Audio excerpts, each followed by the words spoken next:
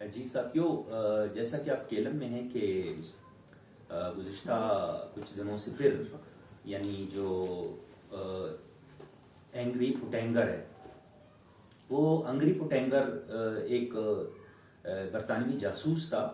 اور یہ 1810 میں یہ بلوچستان میں آ کے اسے نازل کیا گیا، یعنی ہمارے اوپر مسلط ہوا۔ یہ ایک دانشور کی شکل میں بلوچستان میں آیا اور یہاں پر ایک فارمولا دیا کہ ڈیوائڈ اینڈ رول۔ اب ڈیوائڈ اینڈ رولز یہ ایک پرنسپل ہے، اور اس کا آپ اچھی طرح مطلب جانتے ہیں کہ یعنی قوموں کو تقسیم کرو اور پھر ان کے اوپر حکمرانی کرو۔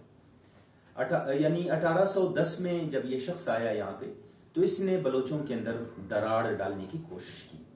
اور آپ تمام ساتھیوں کو اس بات کا اچھی طرح علم ہے کہ 1810 سے پہلے کوئی بلوچ اور براوی کو جانتا نہیں تھا، سارے بلوچ تھے۔ مگر کیا ہوا کہ پہلی دفعہ یعنی انری پوٹینگر جو کہ ایک برطانوی جاسوس تھا، اس نے اس فرق کو بہت زیادہ واضح کرنے کی کوشش کی۔ اور ساتھیوں، جیسے کہ آپ کے علم میں ہے کہ 1810 سے پہلے یعنی بلوچستان کے جو حکمران تھے، جس میں ہمارے جو خان تھے، یعنی نوری نصیر خان تھا، میر خداداد خان تھا،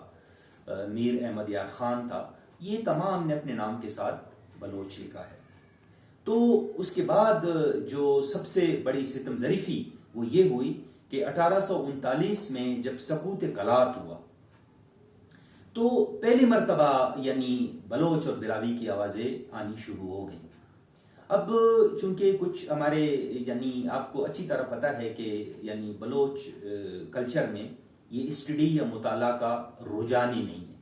یعنی ہمارے جو پرانے سپوت تھے، یعنی ہمارے جو پرانے یعنی جو جد امجد تھے، یعنی جس موریثیت سے ہم آ رہے ہیں، وہ آپ نے دیکھا ہے کہ بلوچ لوگ کی شکل میں یہ پوری اسٹوری ہم تک پہنچاتے تھے۔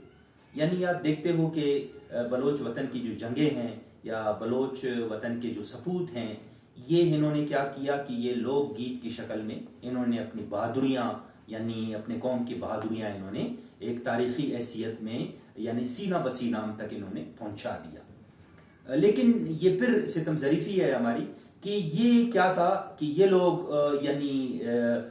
صرف ان میں ایک چونکہ علم کی کمی تھی، تو علم کی کمی کی وجہ سے انہوں نے باضابطہ طور پر کوئی کتاب تحریر نہیں کی۔ بہرحال ساتھیوں، اس کے بعد بہت سارے یعنی بلوچ مورخین آئے، جن میں اس وقت جو میں فاروق بلوچ صاحب ہیں، ان کی جو خدمات ہیں خصوصاً بلوچستان کی تاریخ کے اوپر، میں اسے سلام پیش کرتا ہوں۔ اس کے علاوہ گلخان نصیر ہیں، اس کے علاوہ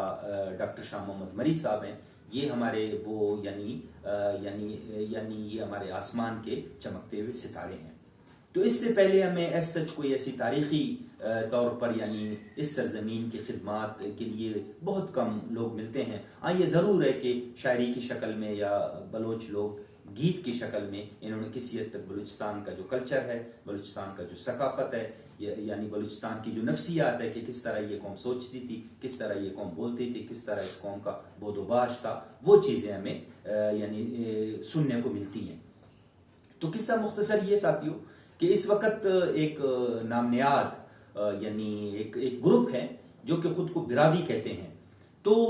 یہ مجھے تو یہ پیڈ لوگ لگتے ہیں، یعنی مجھے یہ معاوضہ کے اوپر کام کرنے والے لوگ لگتے ہیں، جو کہ ان کے اپنے وہی ایجنڈاز ہیں۔ اب یہ کس کے ایما کے اوپر یہ بڑا زور و شور سے اس سازش کو ایک مرتبہ پھر پروان چڑھایا جا رہا ہے۔ اور جیسے کہ میں نے پہلے آپ سے کہا کہ جو اینگری تھا، اس کا تو یہی تھا کہ پوٹینگر صرف اس بات کا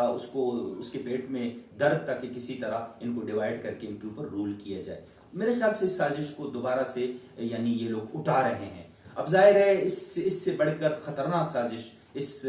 یعنی قوم کے لیے نہیں ہو سکتی کہ آپ اسے ایک مرتبہ سرنو تقسیم کر لو۔ جب آپ اسے تقسیم کرو گے، یہ بلوچ اور براوی کے بنیاد کے اوپر ایک دوسرے کو سینگ مارنے شروع کریں گے، تو یعنی جن لوگ جو عزائم رکھتے ہیں ان کے عزائم خود بخود جا کے پورے ہو جائیں گے۔ تو ساتھیوں، اس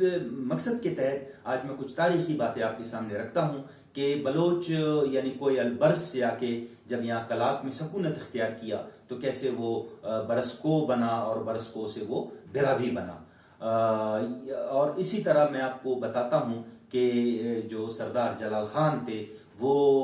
یعنی سیستان سے یا دشت لوت سے، جو کہ یہ بھی بلوچ سرزمین کا حصہ ہے، وہاں سے یہ اسے نوشیروان نے کیسے وہاں سے اسے ہجرت پہ مجبور کیا، اور وہاں سے جب وہ یعنی بلوچستان کا جو گیدروشیا ہے جسے الیگزینڈر نے نام دیا تھا، یعنی گیدروش سے مراد یہ تھا کہ بدروچ۔ اب چونکہ وہاں پہ نہ پانی تھا، وہاں پہ سنگلاخ چٹانیں تھی، وہاں پر ایک ایسا ماحول اب بھی آپ کو مکران میں نظر آئے گا، تو اسے اس نے گیدروش کے نام سے یاد کیا، یعنی بدروچ یعنی موت کا دن۔ تو ساتھیوں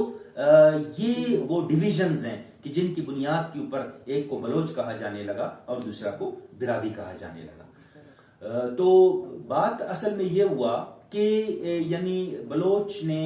وسیع پیمانے پر دو مائیگریشنز کیے ہیں۔ ایک مائیگریشن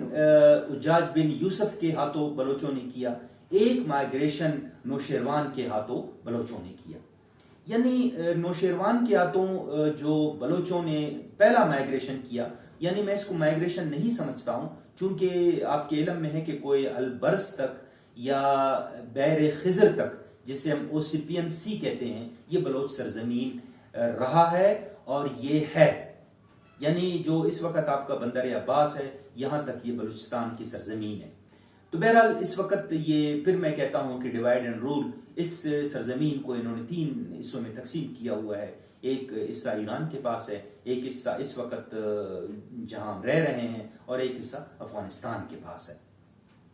اب یہ کس طرح اس کو تقسیم کیا گیا اور اس کے پیچھے کیا کیا محرکات شامل تھے، اس پر میں آج یعنی کچھ پردہ اٹھانے کی کوشش کروں گا، اور یہ تاریخی باتیں ہیں اور مجھے یقین ہے کہ آپ اس ویڈیو کو یعنی وسیع طور پر پھیلائیں گے۔